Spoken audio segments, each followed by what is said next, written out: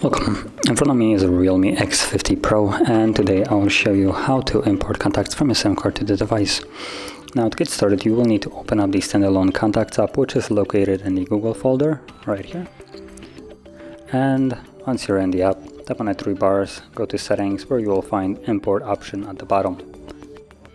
Select that and choose that you want to import from SIM card, and it will give you all the contacts that are, well, not on the device already. So for me, there's only 2 of them, and normally all of them would be accessible and selected by default.